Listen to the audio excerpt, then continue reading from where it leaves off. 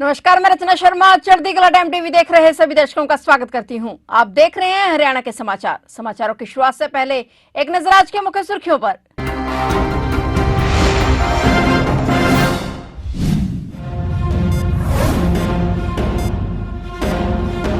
प्रदेश के स्वास्थ्य ढांचे को मजबूत कर रही सरकार। 10 आधुनिक अस्पताल जनता को किए समर्पित। विधानसभा के शीतकालीन सत्र के दौरान बोले सीएम नायब सैनी।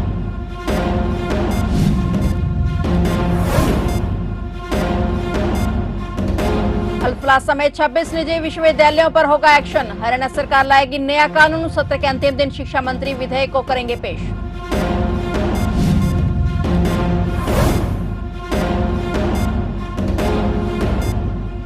हरियाणा में आज से हुए 23 जिले। हांसी बना नया जिला। सरकार ने जारी की नोटिफिकेशन।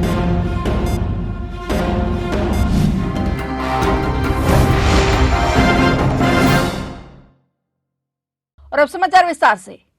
मुख्यमंत्री नायब सिंह सैनी ने कहा कि प्रदेश में नागरिकों को स्वास्थ्य सुविधाएं उपलब्ध करवाने के लिए निरंतर कार्य किया जा रहा है और इसी दिशा में हर जिला स्तर पर सभी प्रकार की सुविधाओं से सुसज्जित एक अस्पताल विकसित किया जा रहा है और अब तक 10 अस्पताल जनता को समर्पित किए जा चुके हैं। अन्य 22 अस्पतालों पर कार्य चल रहा है। मुख्यमंत्री नायब सिंह सैनी ने आज सोमवार को हरियाणा विधानसभा के शीतकालीन सत्र के दौरान प्रश्नकाल में विधायक मामन खान द्वारा पूछे गए एक प्रश्न का उत्तर देते हुए कहा कि पहले की सरकार ने कभी प्रदेश के लोगों के स्वास्थ्य की चिंता नहीं की और न ही सुविधाएं बढ़ाने की तरफ ध्यान दिया और उन्होंने कभी विचार ही नहीं किया कि कैसे स्वास्थ्य सुविधाएं और बेहतर की जा सकती हैं। उन्होंने कहा कि वर्तमान सरकार के प्रयासों से आज सरकारी अस्पतालों में मरीजों को दवाइयां भी मिल रही हैं और हर प्रकार की टेस्ट की सुविधा भी प्रदान की जा रही है। राज्य सरकार ने ऐसे अनेक कदम उठाए हैं।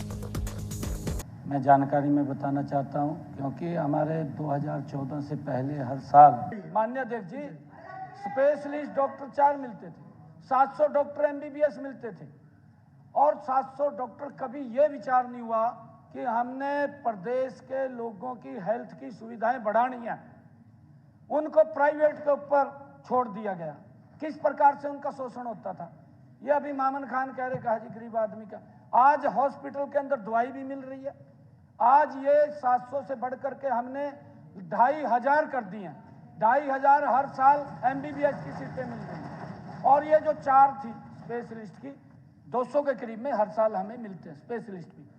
माननीय अध्यक्ष जी मेरा कहने का भाव ये है, इसको और हमने सुदृढ़ करते हुए स्वास्थ्य सुविधाओं को जितने हॉस्पिटल थे, जहां 30 बेड का था उसको 50 बेड का किया, जहां 50 बेड का था उसको 100 बेड का किया, जो 100 बेड का था उसको 200 बेड का किया, जो 200 बेड का था माननीय अध्यक्ष जी उसको 400 बेड का किया।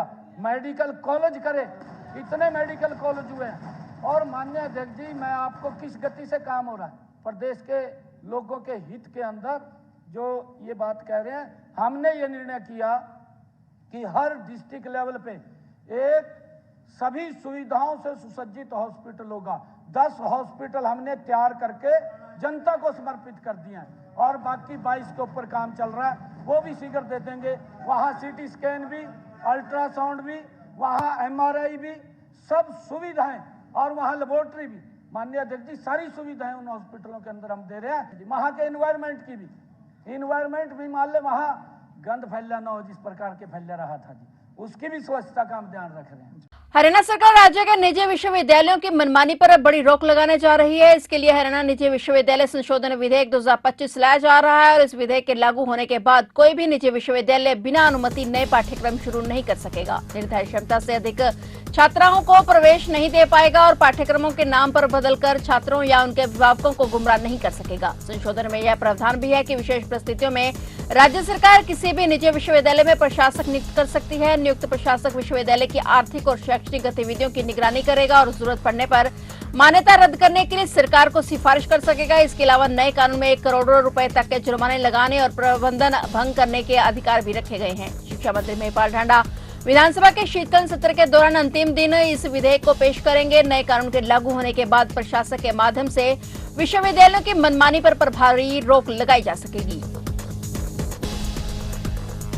हरियाणा में आज सोमवार से कुल 23 जिले हो गए हैं और हांसी को नया जिला बनाने का नोटिफिकेशन जारी कर दिया गया है। मुख्य सचिव एवं वित्त आयुक्त डॉक्टर सुमिता मिश्रा की ओर से जारी पत्र में कहा गया है कि रजिस्ट्रीकरण अधिनियम 1908 में और हरियाणा भू राजस्व अधिनियम 1887 की शक्तियों के तहत हिसार जिले की सीमाओं को परिवर्तित किया गया है और इसके साथ ही उपमंडल की संख्या बदली गई है। हांसी जिले में अब हांसी और नारनौद उपमंडल शामिल होंगे। हिसार जिले की सीमाएं कम की जाएंगी और पहले हिसार जिले में 6 तहसील और 3 उप तहसील थी। तहसील हिसार, हांसी, नारनौद, भरवाला, बास और आदमपुर तथा उप तहसील बालसमद, उकलाना और खेरी जालब थी। हांसी जिले के गठन के बाद बास, नारनौद और हांसी तहसील हांसी जिले में शामिल हो जाएंगी और जबकि हिसार जिले में केवल हिसार और बरवाला उपमंडल रहेंगे। हांसी जिले के बनने से प्रशासनिक सुविधाएं स्थानीय स्तर पर मिलेंगी और अब लोगों को प्रशासनिक कामों के लिए हिसार नहीं जाना पड़ेगा और वहीं पे हांसी में ही जिला कलेक्ट्रेट और डीसी का कार्यालय स्थापित होगा। इसके अलावा हांसी में जिला एवं सत्र न्यायालय का गठन किया जाएगा। हांसी के जिला बनने से क्षेत्र के विकास में तेजी आएगी और नई योजनाओं के जरिए रोजगार के अवसर बढ़ेंगे। पानीपत जिले में पुलिस और बदमाशों के बीच मुठभेड़ का मामला सामने आया है। सोनीपत एसटीएफ यूनिट ने सीआईए 1 पानीपत के सहयोग से इसराना थाना क्षेत्र के गांव नौलथा के पास 4 शातिर बदमाशों को धर दबोचा। मुठभेड़ के दौरान मुख्य आरोपी परमित निवासी शाहमालपुर पुलिस की गोली लगने से घायल हो गया और जबकि उसके 3 साथी अन्य देवेंद्र, साहिल और अमन को गिरफ्तार कर लिया गया। एसटीएफ टीम ने बदमाशों के पास से भारी मात्रा में अवैध हथियार बरामद किए, जिनमें से 2 विदेशी पिस्टल, 1 देसी कट्टा और कई जिंदा कारतूस शामिल हैं। घायल बदमाश को इलाज के लिए पानीपत सिविल अस्पताल भेजा गया है। कार्रवाई का नेतृत्व एसटीएफ इंचार्ज योगेंद्र दहिया ने किया। मुठभेड़ के बाद पानीपत पुलिस के आला अधिकारी मौके पर पहुंचे और पूरे मामले की जांच शुरू कर दी गई। फिलहाल गिरफ्तार आरोपियों से पूछताछ जारी है।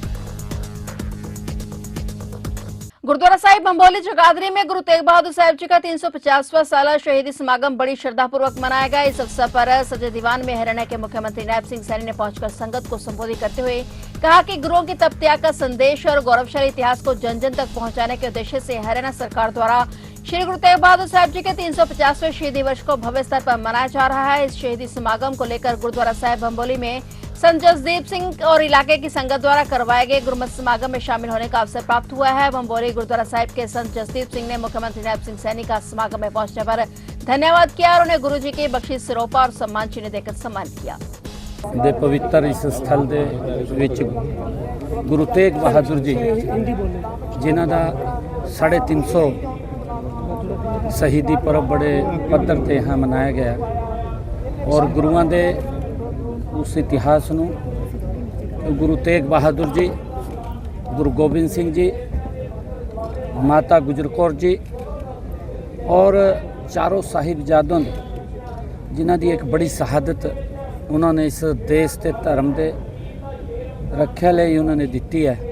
अज उन्होंने इत्थे नमन करने का मुझे मौका मिले और पिछले दिनों गुरु तेग बहादुर जी का जो 350 साला बड़े पद्धर ते हरियाणा विच मनाया गया, जिदे विच देश के यशस्वी प्रधानमंत्री आदरणीय नरेंद्र मोदी जी ने गुरु तेग बहादुर जी ने आकर के इस कुरुक्षेत्र की धार्मिक भूमि ते उन्होंने नमन किया है और ये इतिहास साढ़े लिए प्रेरणा का इतिहास है जिन्हों असी जन जन तक पहुँचाने का भी आने वाली पीढ़ियाँ उस इतिहास को याद रखन, उससे प्रेरणा लेन ताकि जो समय हमारे गुरुओं ने साढ़े लिए दिता है वो समय दोबारा ना आए। सिरसा साइबर क्राइम थाने के 3 पुलिसकर्मी राजस्थान में संदिग्ध नकदी के साथ पकड़े जाने के बाद निलंबन की कार्रवाई की जद में आ गए हैं। मामला उस समय सामने आया जब साइबर फ्रॉड के एक प्रकरण में जांच के लिए गई सिरसा पुलिस टीम को राजस्थान एंटी करप्शन ब्यूरो ने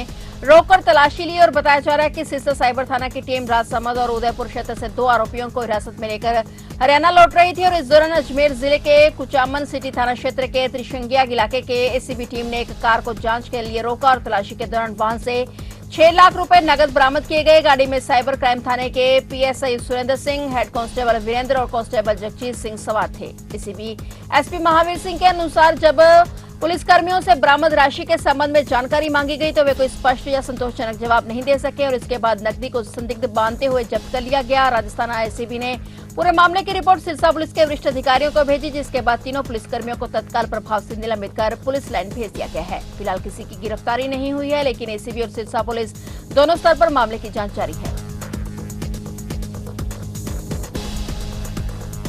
हरियाणा की जेलों में बंद महिला कैदियों और उनके बच्चों के लिए राहत भरी खबर है। अब छोटे बच्चे 6 साल की बजाय 8 साल की उम्र तक अपनी मां के साथ जेल में रह सकेंगे। जेल विभाग के इस फैसले से उन बच्चों को सबसे ज्यादा फायदा मिलेगा जिनका बाहर कोई सहारा नहीं है। इससे बच्चों के पालन पोषण, मानसिक विकास और देखभाल में निरंतरता बनी रहेगी। डीजी जेल आलोक राय ने बताया कि मां बच्चे को अलग करने से दोनों के मानसिक स्वास्थ्य पर गहरा असर पड़ता है। कई मामलों में बच्चे या मां डिप्रेशन में चले जाते हैं। इसी को ध्यान में रखते हुए यह मानवीय फैसला लिया गया है। अब मां और बच्चा साथ रहेंगे तो भावात्मक सुरक्षा बनी रहेगी, बच्चा का समुचित विकास हो सकेगा। डीजी जेल के मुताबिक प्रदेश की 17 जेलों में बच्चों के लिए क्रैच बनाए गए हैं, जहां उनके खेलने और सीखने का पूरा माहौल उपलब्ध है। हरियाणा की 20 जेलों में से 17 जेलों में महिला वार्ड स्थापित हैं। जेल विभाग का कहना है कि ये फैसला सुधारात्मक और संवेदनशील जेल व्यवस्था की दिशा में एक अहम कदम है। हिसार जिले के डाया गांव में भारतीय किसान यूनियन अमावता की ओर से सतलोक आश्रम प्रमुख और जेल में बंद रामपाल को किसान रत्न सम्मान प्रदान किया गया। इस अवसर पर गांव में एक बड़ा कार्यक्रम आयोजित किया गया। इस कार्यक्रम में रामपाल की प्रतिमा लगाई गई और प्रतिमा को विशेष रूप से तैयार किए सिंहासन पर बिठाया गया और प्रतीकात्मक रूप से हल, गदा और एक पेंटिंग भेंट की गई, जिसमें रामपाल को खेत में हल चलाते हुए दर्शाया गया। किसान यूनियन का दावा है कि किसानों के हित में करोड़ों रुपए खर्च किए गए हैं। इसी योगदान को देखते हुए यह सम्मान दिया गया। हरियाणा में सर्दी का प्रकोप लगातार बढ़ता जा रहा है। प्रदेश के लगभग सभी जिलों में घना कोहरा छाया हुआ है, जिससे जनजीवन प्रभावित हो रहा है। कोहरे की वजह से रात के साथ साथ दिन के तापमान में भी लगातार गिरावट दर्ज की जा रही है। मौसम विभाग के अनुसार आने वाले दिनों में ठंड और कोहरे का सिलसिला और तेज हो सकता है। पहाड़ी इलाकों से मैदानी क्षेत्रों की ओर बह रही उत्तर पश्चिमी हवाओं के कारण प्रदेश पूरी तरह से ठंड की चपेट में आ गया है। भारतीय मौसम विभाग ने दिसंबर के अंतिम दिनों में सर्दी के और बढ़ने की संभावना जताई है। 22 दिसंबर को हरियाणा के 12 जिलों में घने कोहरे को लेकर येलो अलर्ट जारी किया गया है। येलो अलर्ट वाले जिलों में सोनीपत, पानीपत, करनाल, कुरुक्षेत्र भी शामिल हैं। कई जिलों में सुबह के समय दृश्यता बेहद कम दर्ज की गई, जिससे यातायात प्रभावित हुआ। मौसम विशेषज्ञों के मुताबिक 24 दिसंबर से हवाओं की दिशा में बदलाव होगा और उत्तरी बर्फीली हवाएं चलेंगी। इसके चलते प्रदेश में ठंड और ज्यादा बढ़ने के साथ पाले की भी आशंका जताई जा रही है। गुरुग्राम में बढ़ती ठंड को देखते हुए सरकारी कार्यालयों के समय में भी बदलाव कर दिया गया है। फिलहाल हरियाणा के समाचारों में इतना ही, और नए समाचारों के साथ फिर से हाजिर होंगे। तब तक के लिए देखते रहिए चढ़ती कला टाइम टीवी और अब मुझे दीजिए इजाजत। धन्यवाद।